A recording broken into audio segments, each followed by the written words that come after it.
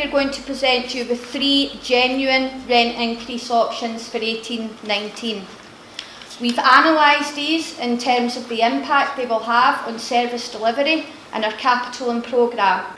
Each of the options has been assessed for affordability based on, as I said, local incomes in Perth and Kinross.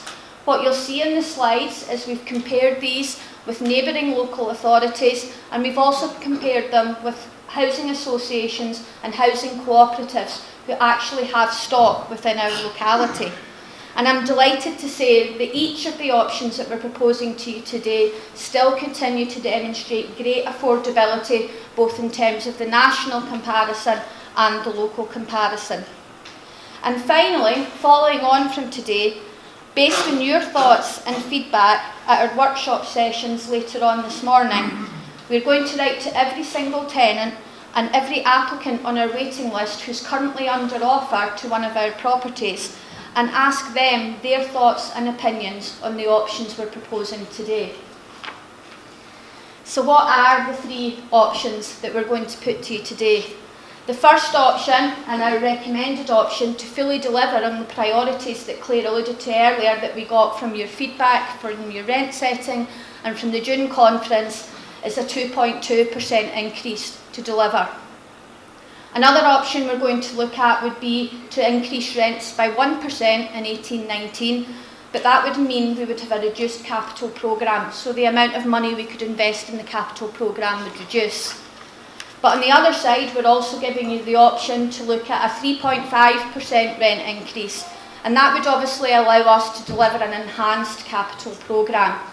What I'm going to do now is take you through each of the options, let you see the impact in terms of the level of investment in your home, and let you see on either side, with option 1 and option 3 as we're calling them, what that would mean in terms of the level of investment in your home. If we were to look at option 1, which is a 1% increase, then we would need to reduce by 100 or 7% the number of homes.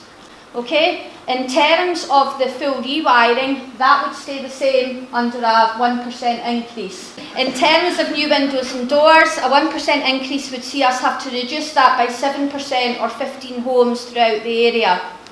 Controlled door entry, there would be no change. In terms of the kitchen programme, quite a significant reduction there. We would need to reduce that by 33%, so 460 homes. In terms of the bathrooms project, we're not recommending that change under a 1% increase. The external fabric, so that's the roofs, gutters, etc., again a significant decrease in that in terms of 23%, so reducing that by 410 homes. Energy efficiency, a key area. It's essential that we ensure that our homes continue to remain energy efficient, but we would have to reduce that by 65 homes or 11%. In terms of environmental improvements, a key area, so as Claire alluded to, fences, boundary walls, etc., we would have to significantly reduce the budget allocated to that by 18% or £350,000. Fire safety is a key area for us. We're all mindful of the recent tragic events in England. This is an area where under a 1% increase, we as a local authority would not be recommending any change to the delivery of fire safety measures to 1,000 properties. Sound insulation, this was one of your new priorities following on from our June conference and a key area for you. We wouldn't be recommending any reduction in the delivery to 40 homes under a 1% increase. In terms of structural improvements to certain property types, 75 homes would be benefit from that, and again, no change under that option. So the other and final option we have is what would a 3.5% increase look like, and that's a significant increase in the investment in our capital programme. Central heating, we would be able to increase this by 33% and deliver a central heating programme to a further 530 homes. In terms of full rewiring, we would recommend that we increase that by 50%, delivering that to a further 200 homes. New windows and doors, we could increase that by 50% with an additional 110 homes benefiting. In terms of the controlled door entry and kitchen programme, under a 3.5% increase, we wouldn't be recommending any additional increase to the number of properties. The bathroom project, under a 3.5% increase, we would be looking at increasing that by 33% with an additional 50 homes benefiting. The external fabric, again, an increase with a further 200 homes or 11% increase.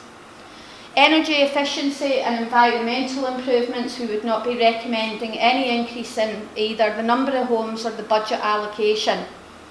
Fire safety, alluded to, important priority for us as a council. Under a 3.5% increase, that would be increased by 37%, or a further 370 homes for additional fire safety measures could be put in place. Sound insulation, under a 3.5%, we would be recommending a significant increase of 200%, or in other words, 80 homes. And in terms of structural improvements, a further 25 homes benefiting from a structural improvement, or 33%. We're going to have a slight break at the moment for refreshments and to allow you to look round the stall.